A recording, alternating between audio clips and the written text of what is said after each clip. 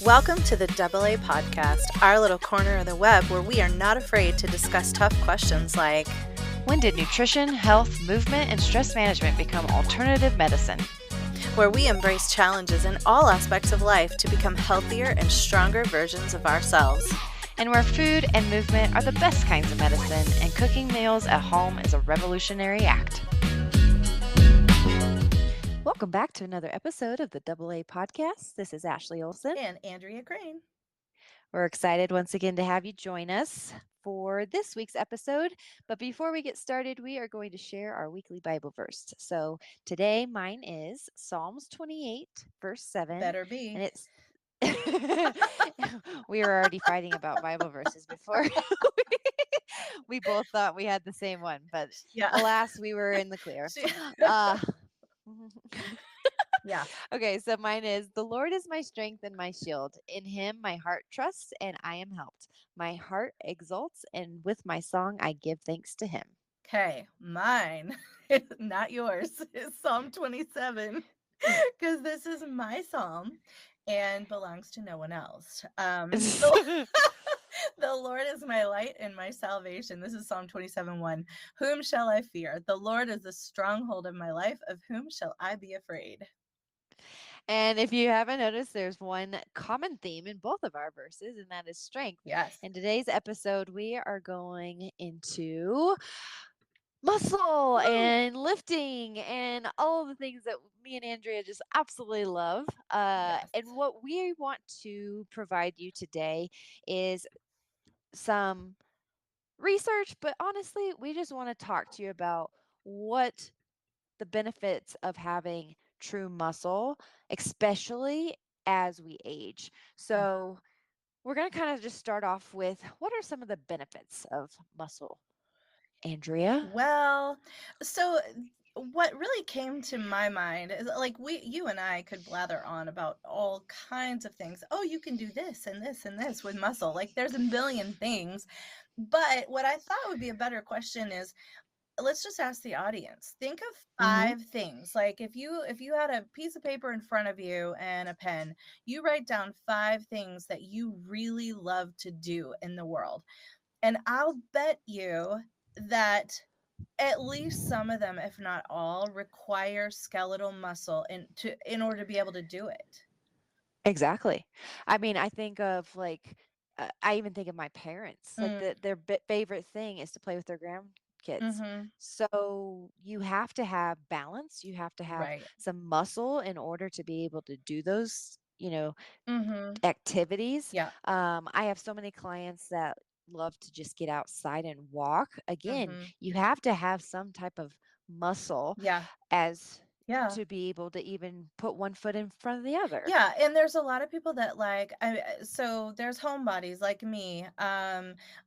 I obviously like to work out at home, but even if we take away the workout, like the traditional workout piece, the things that I love to do, like I love to walk my dogs. I love to be out in my garden. Like, that's my happy place out there. I love to putz in my yard, and I like to grow stuff. And I really like to shop, embarrassingly so. And then there are people who really love to travel. And so all across the spectrum, none of these things can be done, or at least not done well, without adequate skeletal muscle. And let's also not forget, my favorite activity is eating. And you have to have muscle in order to eat. Yes, you got to lift that fork. So exactly. And chew those things with your jaw. So yeah, life requires some capacity of muscle. Yeah. And so I love the question that you posed is, what are some things that you just love to do? More than likely, I mean, even if you are an online shopper, you cannot click that mouse unless you have muscle. Unless you just click that muscle. Or someday, the technology, is going to be there where we can just be like these big giant floating heads. But until that day, I think there was a cartoon made of that where they're up in space and they're like in these chairs and they're anyway. Yeah. Let's not get there, folks, please. Not only do you have these things that you enjoy in life? Mhm. Let's also think about the other benefits of having skeletal muscle. And one of the things that I have noticed when working with clients is their mood, Mm.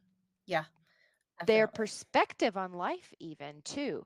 Like their even their confidence in Mhm. daily performance of simple tasks that they wouldn't have actually thought that lifting or doing any type of resistance training to get more muscle would have a benefit on. Mhm. And you've heard the term, endorphins, Right. and those are real. Like those are Yeah.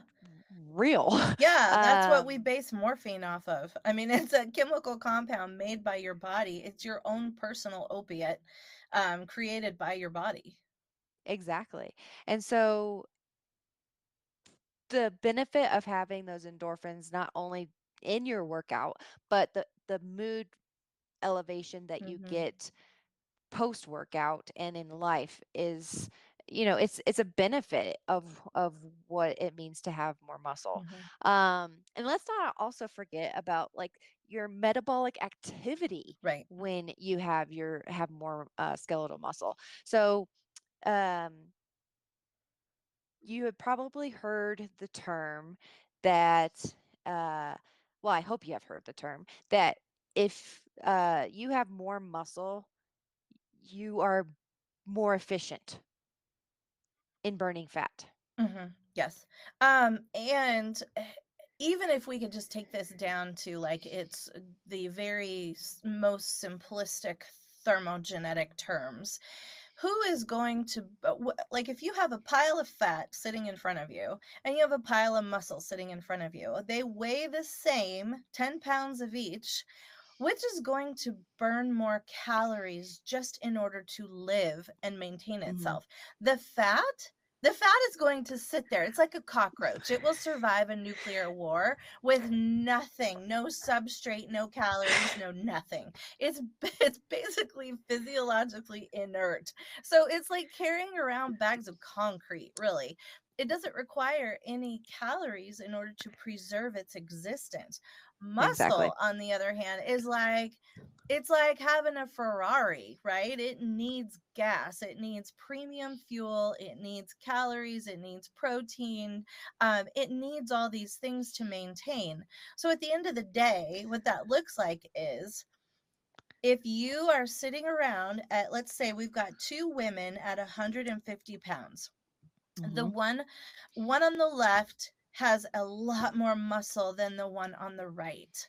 The one on the left needs to eat a lot more calories just to maintain Mhm. herself. She just living, just breathing, she will burn way more calories than the one on the right. 100%. And that's why when we're working with clients to uh, increase their metabolic rate, especially when we have resistance training individuals, we need those calories in order to build those muscles. And so it's very scary for somebody in the beginning to think, oh my gosh, I can't eat more Mhm. because I'm going to get fat. But if we're doing it in a way where we are actually prioritizing muscle growth, then your body is going to use those calories so much more efficiently. And you're going to, what we like to call in the fitness world, recomp your body. And that's why I stress with my clients, and I know you do too, stop looking at the scale for determining your progress, Mhm. because that is only one measure, Mhm. one way of measuring progress. And it's really probably my least favorite Mhm. because we get so fixated on the number that we don't look at the other benefits of one, eating more calories, doing resistance training, prioritizing protein, you know improving lifestyle Mhm. factors, because the scale determines that for us, because that's what we've been taught all of our Mhm. life, whether or not purposefully. Right. That's just what society has told Right. us. And you know what? One of the worst things about using the scale as your primary metric or as a metric at all. I'm not against people weighing. I'm really not. But here's the problem as I see it. When do people weigh? Mhm. first thing in the morning. And so if they get up and weigh and they don't see what they need to see, that day is wrecked. Yep, And for so a they lot of people.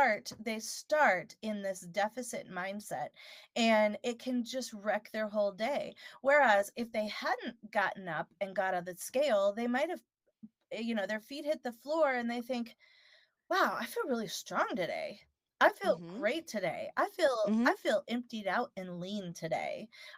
They may have Yes. all those feelings and then get on the scale and it is wrecked. And so, yeah, that's one reason why I don't like it, because it kind of robs people of their progress. Agreed. And, there are some people that can either get to this point or they are able to categorize it in this way that if they did weigh every day, they can also say they can also be mindful that that is not Sure. the end all be all Mhm. in those terms that you just described. But I will say the majority of Yes. people are not, especially women, are not able to do that. Right. And so I have many clients that I don't have them weigh themselves. I have them literally do what you just said.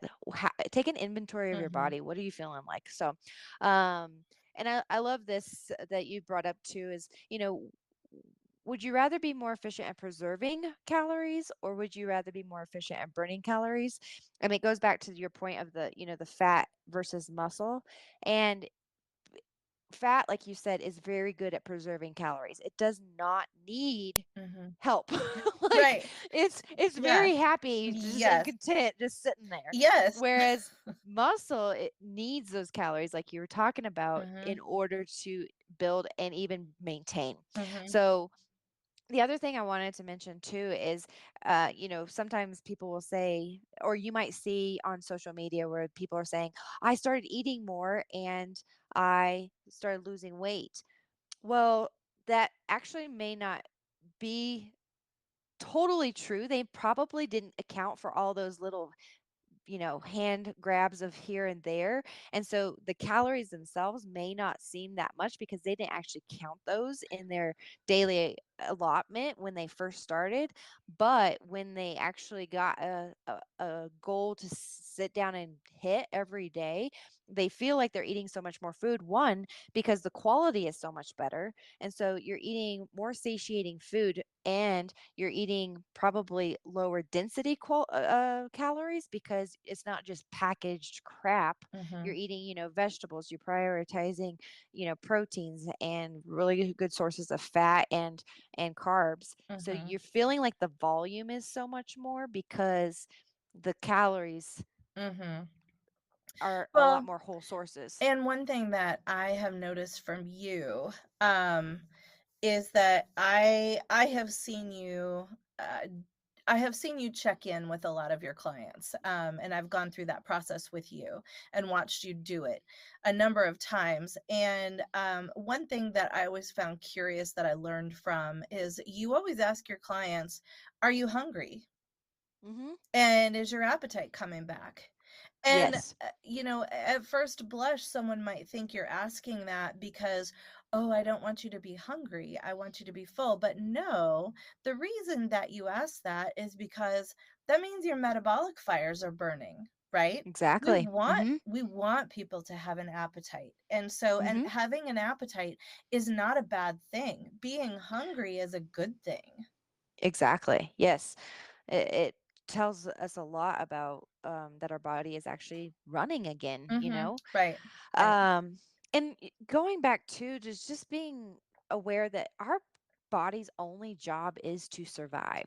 So if you are starving it, if you're trying to restrict calories all the time, your body is going to become very aware of that. Mhm. And it will come into a point where it's going to have to kind of put itself into reserve where it's going to be like, okay, she fed me. I'm going to have to store this because I have Mhm. no idea how much she's going to feed me next. And then based on times past, she's not fed me enough. And so we have got to store this for basically a rainy day because Right. we don't know. We don't know Yeah. what's to come. Yeah, and to use a car analogy, like, basically, it's turning down your idol, right? Like like, Exactly.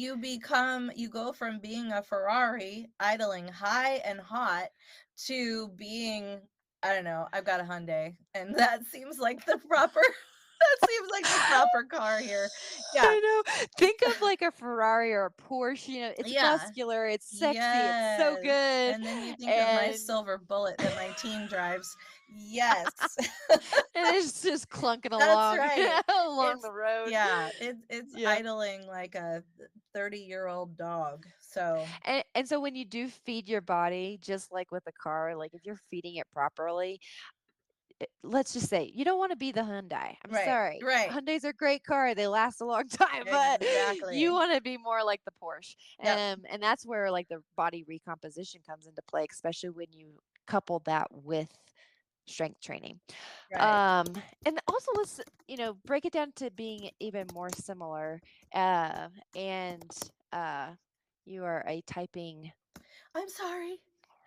I Oh my gosh. You know what? My husband just wrote me about gluten-free food. I was Uh, distracted. I'm sorry. I'm sorry. Andrea I know. has heavy fingers. I am I surprised do. her computer I has not I broken. type so hard. I play piano like that too. I just pound.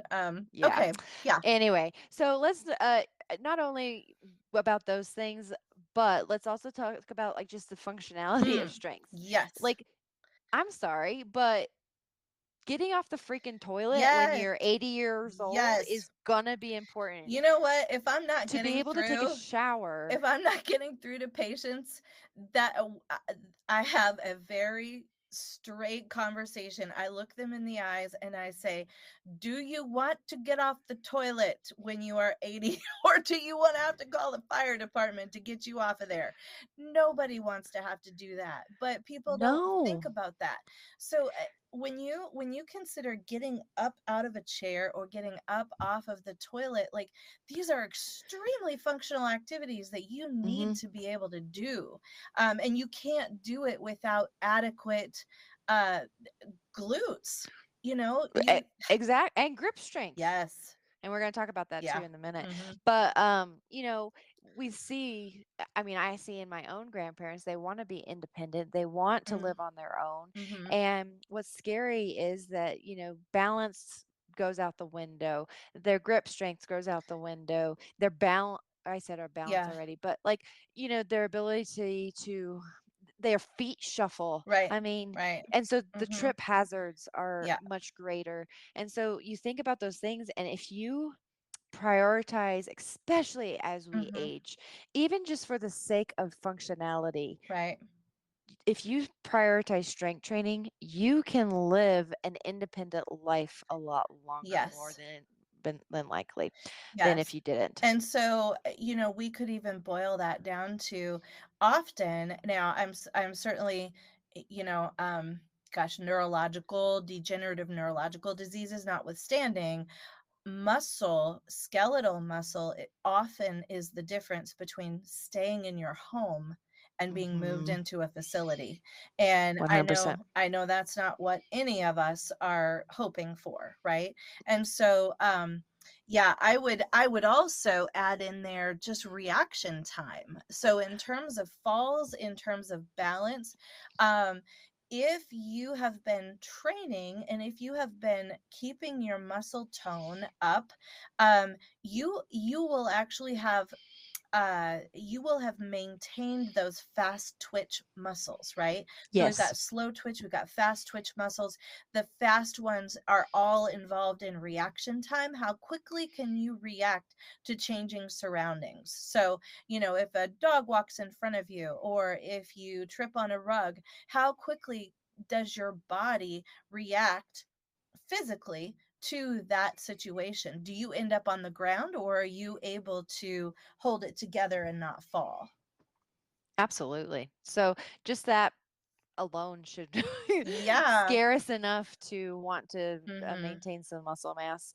And so let's kind of go along now with some research, some maybe some actual data points and Yeah. facts regarding the muscle loss as we age. Yeah. So Ashley, what are you seeing and what have you read in terms of like where is the physiological peak? Where are people at their very best? Where do we kind of fall over the edge? I mean, the rate of our fall is up to us, but there is a point at which we peak physically. That's just the realities of this world, right? So Absolutely. where do you see that physiological peak happening? And have I reached Sadly, it yet?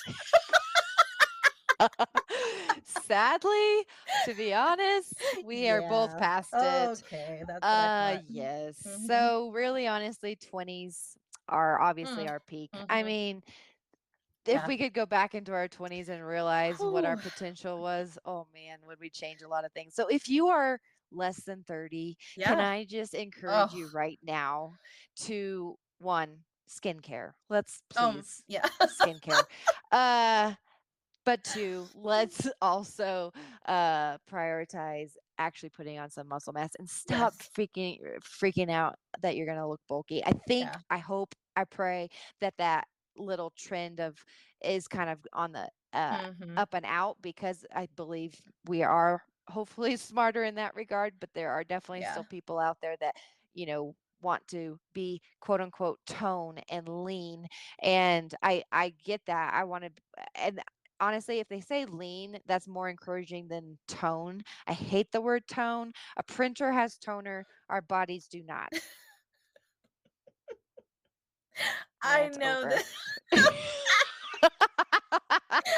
Anytime, oh my gosh, I would love it at the gym when someone would want to talk to Ashley about maybe training them, and she would say, "Well, what are your goals?" And I would love it when they would say, I just want to be toned," because I would Ugh, I would see her eyes roll back in her head.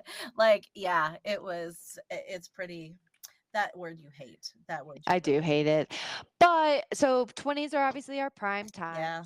but that does not mean that we are detrimental after 30. Like, we are not doomed and gloomed. Mhm. Um, so basically, on average, people lose about 3 to 8% of their muscle mass Mm. per decade after the age of 30. Mm. Okay. So if you think 30s, 40s, 50s, and then the rate after 60 is so much more. Mm.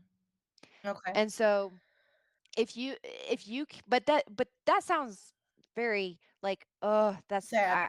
I'm sad. Like I'm for Sad. me, I'm 38. Like, oh crap. Like, Mhm. am I already doomed? The beautiful thing about all of that data is that it is reversible to a certain extent. Obviously, as we age, we're going to have what we call sarcopenia. Like, we're going to have some muscle loss. Mhm. Now, we can halt or prevent the rate of that loss Mhm. substantially with resistance training. And that is why we stress resistance training so much here on this podcast and even with our clients, is because we can um, slow that process Mhm. down. Yeah, and there's a difference between like this normal, and I use normal loosely, right? Because normal is not necessarily what any of us are shooting for. Because normal is pretty crummy most of the time. It Kinda really kinda is. like standard American diet, the normal American diet. Nobody ought to be shooting for that. So age-related muscle loss, there is a normal curve and then there is a sarcopenic curve. So there are clinical parameters by which we would diagnose sarcopenia. And it's mostly a clinical diagnosis. Like you come into the office, I ask you some questions, squeeze my hand, how hard can you? We do a few tests. One of the tests that we'll do is a get up and go test. So I Mm. want to know how long I'm going to time you. How long does it take you literally to get up out of the chair and walk? Oh, that's awesome. Yeah, and so we'll also do timed walks, like 25 feet time. How long does it take you to walk 25 feet? Walk down the hall, walk back to me. Um, I want to know how many falls you've had. I want to know Mhm. what your grip strength is. And Yes. so if those things are poor, Mhm. then we can diagnose sarcopenia. Like there is a diagnostic code for this, which means that you are losing muscle at a rate that is even worse than normal. And we already know that normal is not great. Yeah. So yeah, and in fact, the numbers on sarcopenia are kind of startling, and that roughly 10% of people are sarcopenic by the age of 60. That Wow. means they have a greater than average decrease or loss of muscle mass, skeletal muscle mass, and then the numbers go up to 50% by the age of 80. So which is startling. And I love this. I've pulled up some um, articles and things that are talking about this. And one of the articles was how to regain muscle mass at any age. And one of Mm. the quotes here is, according to a Tufts University professor, an active 70-year-old is probably quote unquote younger from the standpoint of muscle strength, body composition, balance, blood pressure, cholesterol levels than an inactive 40-year Wow. old. Yeah. So you can literally, in a sense, reverse your Yes. age Yes. with having more muscle. Mhm. Yeah, without a doubt. And so all of these activities we're talking about, where, I don't want anybody out there to think that, oh, well, all they're talking about is throwing heavy weights around in the gym. Yes, we love that. We recommend that. In fact, I just told at least 4 patients Friday, lift and lift heavy. Like, that's Mhm. my advice. Lift and lift heavy. I know you're a woman and you've never done this before, but I'm telling you, lift and lift heavy. Um, However, I also tell even more people to go out and walk, walk, walk, Yes. walk. Yes, yes, yes, Yes. yes. Oh my gosh. The difference, and I work with an more, I guess you would call, elderly population for some of my clients, and I will tell you, the ones that come to me that are active walkers, they may not have like the weight strength Mhm. per se Mhm. necessarily, but they are leaps and bounds ahead of those who are sedentary, Mhm. that come to me, and we're starting from ground zero. Yes. Walking is such an underrated strength Oh, yes. modality Yes. that it's what if you have two legs that are working, Yes. you should be walking. Yes, absolutely. And don't you see that it's almost like there is a measure of frailty that Hmm. people have if they're not walking. Yes. And like in the older population, they appear and they give this perception of frailty. Hmm. And I will say too, like their confidence of being able to do things independently too, I Mhm. would say goes drastically down because they are not confident in their ability just to get from point A to point B. Right, exactly. Mhm. Yeah, and so there are a couple of interesting phenomena, physiological parameters that have been measured, and they are great predictors of something called all-cause mortality. Mhm. So let's talk about those two things. The first one is grip strength. So the strength of your grip, your ability to squeeze with your hands. And then the second one is walking speed. So both of these things, if they are poor, you are more likely to die of anything, right? That's crazy, but that is borne out in study after study after study. There's great data for this. It is a foregone conclusion, Mhm. that if your grip strength is poor, if your walking speed is slow, that is a predictor of greater rates of dying from any cause. So all That's so cause crazy. mortality. Yeah. Yeah.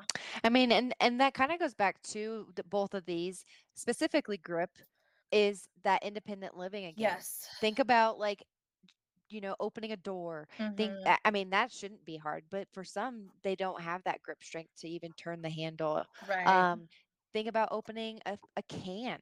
They Mhm. don't have, or a jar, sorry. They don't have the grip strength to do that. Well, or a can. Um, They can't work a can opener. well, that's Yeah. true. I Yes. mean, And then like walking speed, I always get made fun of because I love to walk fast, but mhm. uh, I would like to say that I will live forever. That's But funny. no, like, You would have made a good but nurse. but the slower you walk, the Mhm. more likely you're gonna die sooner. I mean, I'm sorry. So pick it up, Martha. Yeah, exactly. Oh. Oh, that's awesome. All right. And So also, like, both of those too, especially with mhm. walking though, Yeah. like, think about, like, the brain the what the is having to process in order to move faster. Like Yeah, no, you're that's right. a brain Yeah. thing. I even, joke with my clients that some exercises aren't really about strength. It's all about if you can figure out the puzzle of like, if you think about like an Arnold press, like you're Yes, the moving in multiple different. coordination. Yeah, the Yes. coordination is much more of a brain Mhm. exercise too. So, um, Yeah. No, yeah. that's a good point. So we want to move into risks and challenges of muscle loss as we age. And so Ashley, I kind of wanted to ask you about this is definitely your wheelhouse because you get people through injuries all the time. Injuries are Mhm. just kind of a fact of life. They are. And we'll talk about falls next, but I just wanted to talk with you about what do you see? Because obviously as we age, there's a longer recovery time, right? Hmm. So obviously young people recover from injuries so much faster, and so what injuries are you seeing kind of by decades? Like let's take it 20s and 30s, then what are you seeing in 40s and 50s, then 60 and above?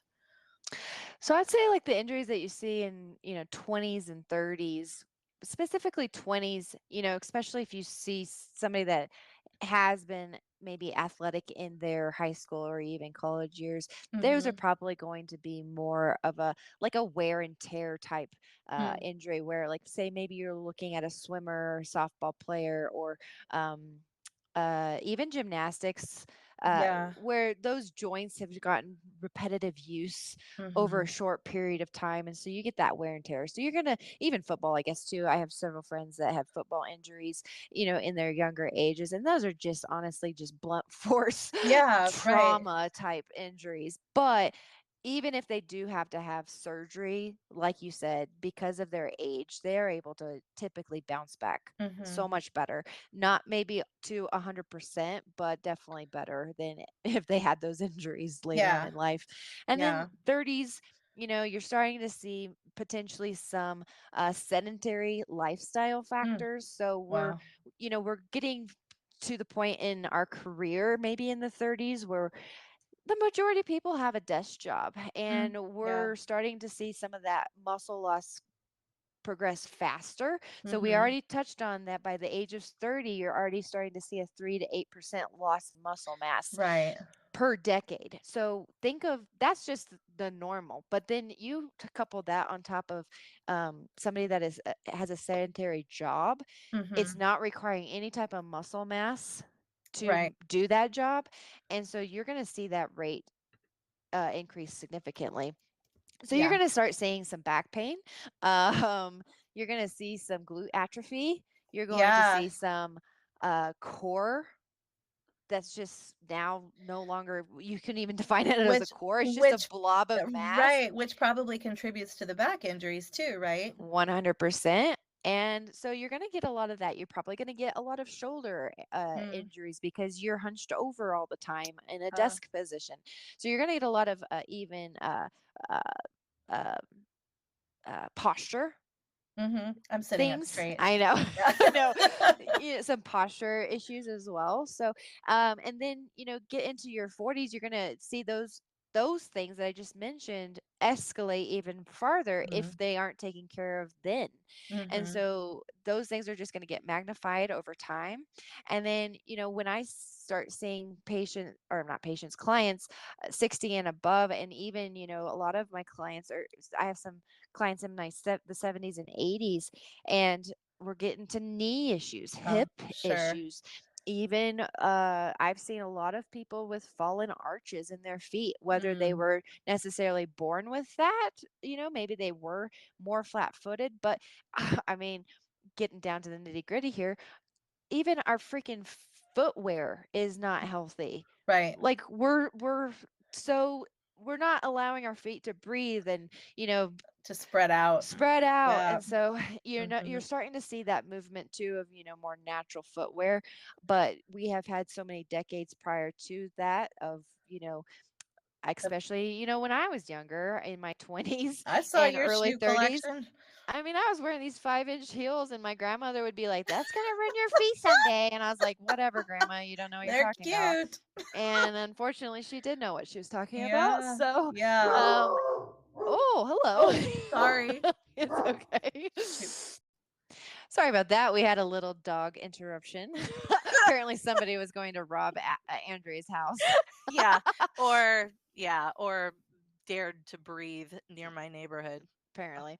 But I believe where we left off was I was talking about even our feet and how Mhm. that even is indication. I believe we don't have the studies on it too, but I believe that even the feet are going to show, and there are studies on how important the feet are and whatever. But I think we're also going to see even foot strength as being one of a Mm, potential all cause mortality, just for the sake of, like, that's literally our groundwork. If we yeah. don't have the strength Right. to bend and flex our feet, like, Yeah. that's where the shuffling comes from, not Right. all of it, but Right. a potential side effect of aging if we're not strengthening all parts of our body. So, Mhm. every decade I can see where people are starting to kind of honestly crumble, and Yeah. and I want to be very clear that no matter what age you are, it's never too late to start. Mhm.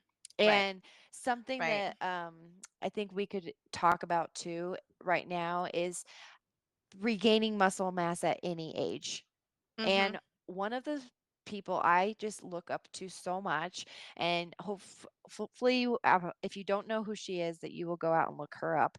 She is incredible. Her name is Joan, and her Instagram handle is Train with Joan. She started this Instagram as a very innocent journey of her getting back in shape, and I just love her. Her attitude on everything is fantastic, and she has literally taken this and ran with it. She was given the information. Her daughter is very well established in the fitness industry. So you can only imagine her daughter is this physique competitor, beautiful body, the epitome of what we would call health. And then Mhm. you have Joan, who, when she first started her fitness journey, she was 69 years old. She's a Wow. 5'3" individual that was weighing in close to 200 pounds with a 39-inch waist, eating about 1,100 calories a day, which, Oh, wow. I mean, she just was like, this is what I need to do to try to get, you know, weight off, right? Is to eat less. Mhm.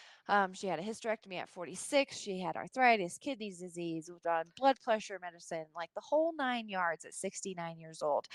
Wow. So she just started one day at a time. I remember following her back. I've probably followed her probably 5 or 6 years now. But I remember she would just go to the gym. Her daughter, I believe, gave her her meal plan and her workout program. And when you go back and see her where she started, it is just so awesome and humbling to see that what the only thing that she did was be consistent. She Wow. wasn't Mhm. like lifting heavy weights. She was using the machines primarily. There's nothing Wow. wrong with starting with machines if that's what you're Yep. comfortable with. It's Yep. about starting. And now she's 77. She has a 28-inch waist, weighs in about 130 pounds. She can deadlift 175 pounds, Wow, that's ride crazy. bikes for hours with, no true effort. And go look at her before and after. I'm Her looking at it. That's crazy. her muscle so the idea that you can't build muscle after a certain age is hogwash once you Mhm. see what she was Mhm. capable of. And her big thing is that she started eating more. She obviously prioritized protein, but the biggest thing too was that she incorporated weight training. So Yeah. it's never too late. And also, I believe it was in our 75 hard episode that we talked about, um, when we are creating sustainable habits that for, a better, healthier lifestyle, instead of thinking of the all or nothing mentality, Mhm. what can you do daily that's a 1% better Mhm. change to help you get to that, epitome of that of a physique that you want, right? And Mhm. so anyway, Joan is a huge inspiration to me, and uh, I hope it is for those listeners that may be farther along in their Mhm. decades Hmm? and Yeah, I feel see you like it's looking at not. me. I feel like it's too late. Uh, All right, I'm following Joan now. yeah. That's crazy. Yeah, she's really good. So I'll link her Instagram handle, but it's just Cool. Train with Joan on Instagram, and she's just a great one to follow. So, let's talk about fall prevention. Well, I just want to bring up a few statistics. So, and again, I don't mean to medicalize everything, but that's kind of the that's kind of the world I'm coming from here. It I, I want to bring up falls because it causes so much misery and disability. And you talk about like life shortening injuries. The stats on how long people live after breaking a hip are just it's it's a real blow if you look at Hmm. those. Hmm. People really don't survive too much longer after breaking hips.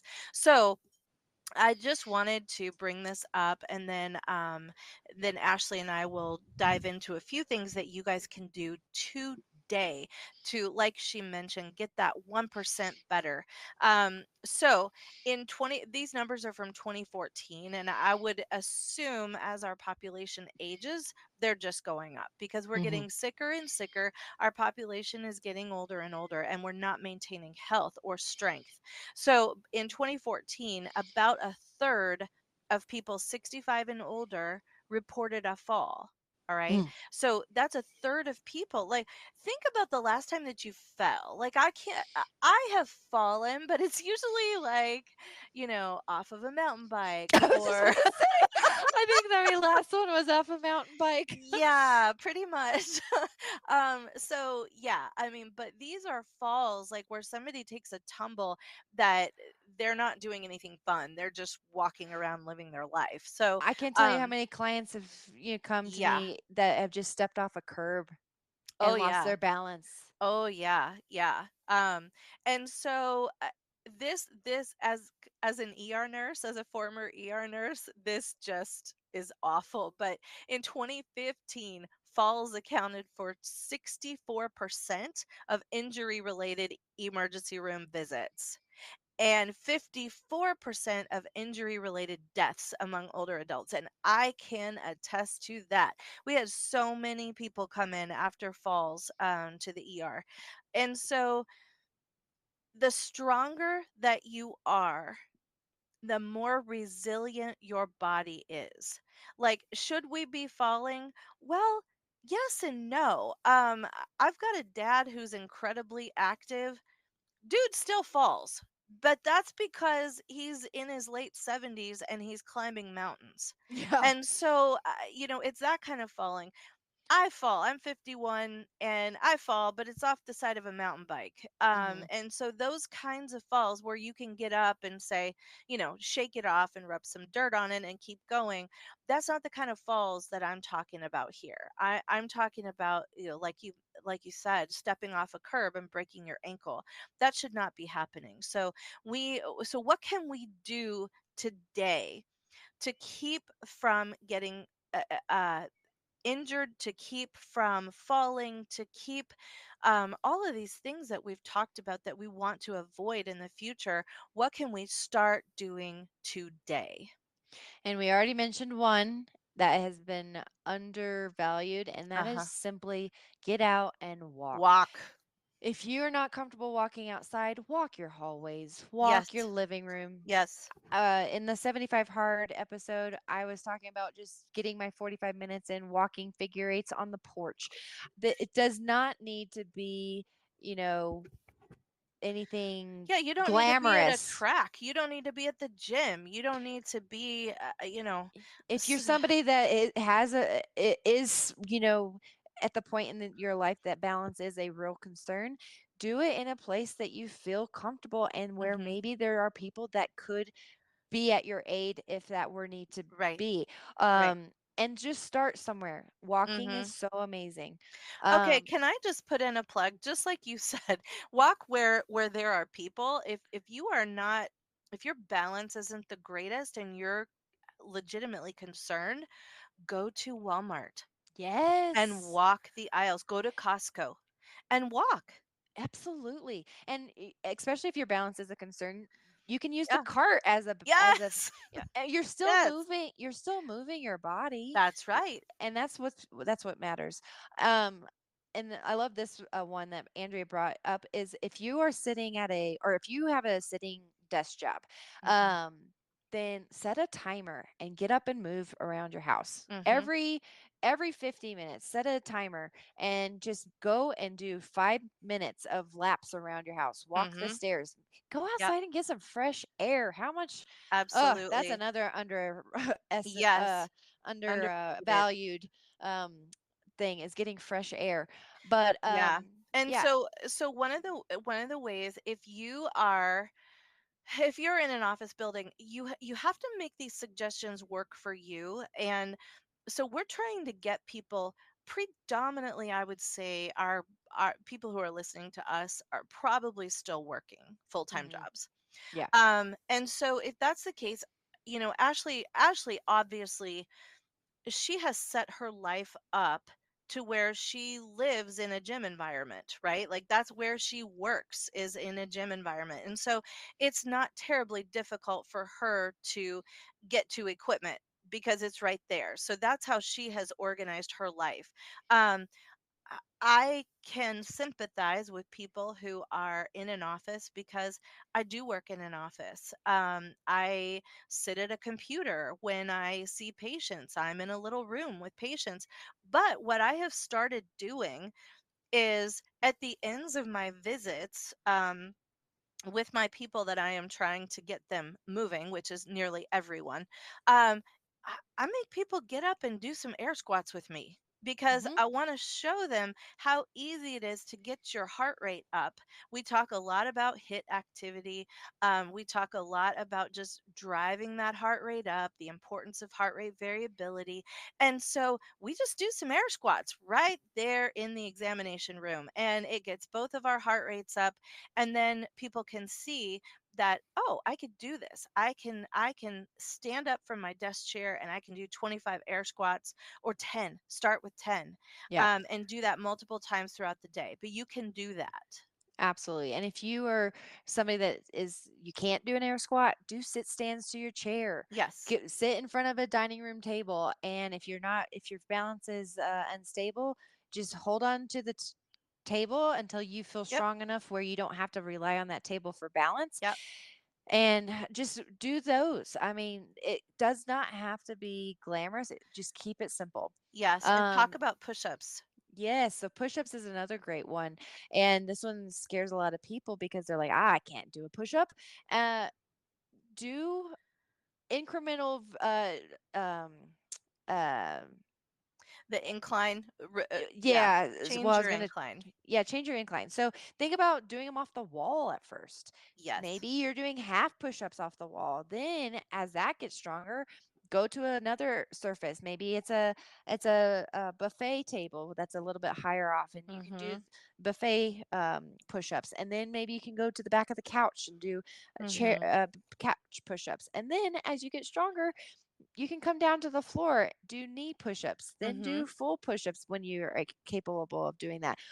So you can modify the intensity by Mhm. just whatever the incline. So the lower, flatter you are to the ground, obviously the harder it is, but you can just elevate that simply by going to the wall. Yeah. um and then if you're capable, especially this, if you're in an office building or Mhm. even if you have a multiple story home, just Mhm. walk your stairs. Like, Yes. that is so good. Like, going up and down your stairs is great for knee health. Mhm. You can really build up some great glute strength, core strength, and just balance. So the big thing with balance is that as it gets worse, it's primarily because your glutes and your core are just atrophied so much based on your lifestyle over however many years that you've Mhm. not been working them.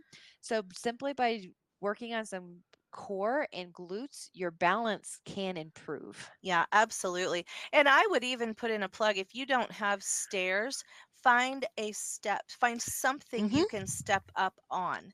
And Mhm. so I'm thinking like, the little step ups in your kitchen that have the non-skid feet on the Oh bottom. yes. You can Mhm. even put that in your car and take that into your Absolutely. office and then just step up, step down, step up, step down.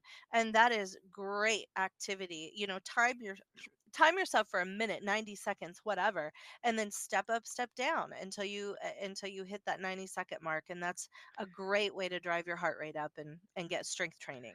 100%. And then if you're capable of and it's feasible for you, and you're working a desk job, think about getting one of those walking mats that you can put under your like a standing desk. Oh, Those would be yeah. great. I've Mhm. also seen those little, I don't remember what they're called, but they're just Pedals. pedals. Yes. The little pedals that sit under your desk.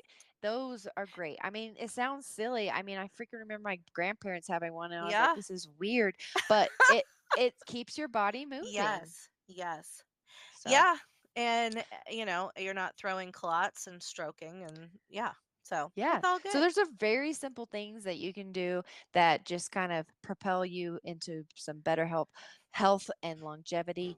And honestly, like, as an individual with aging parents, and they're in great health, I'm so thankful.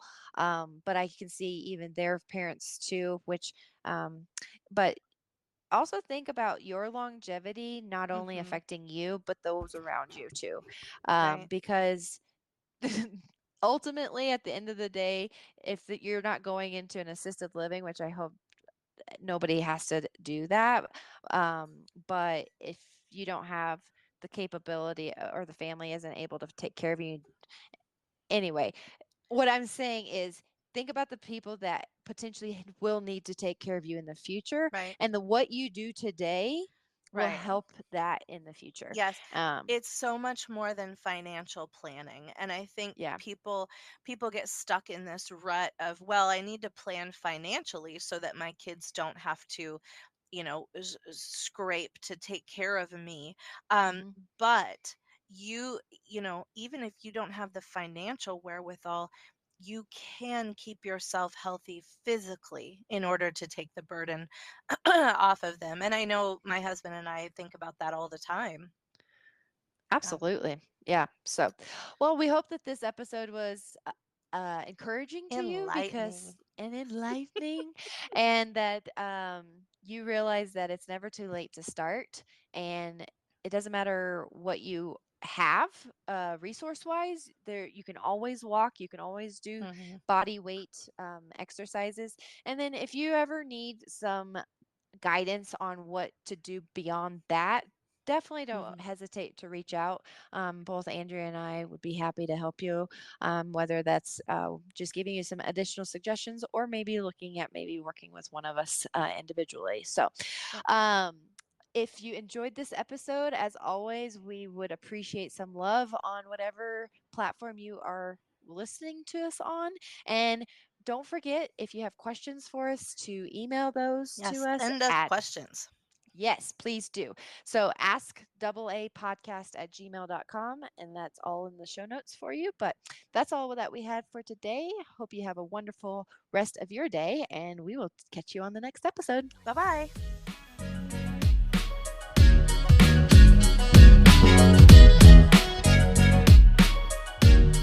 content provided in the AA podcast is intended for informational and educational purposes only.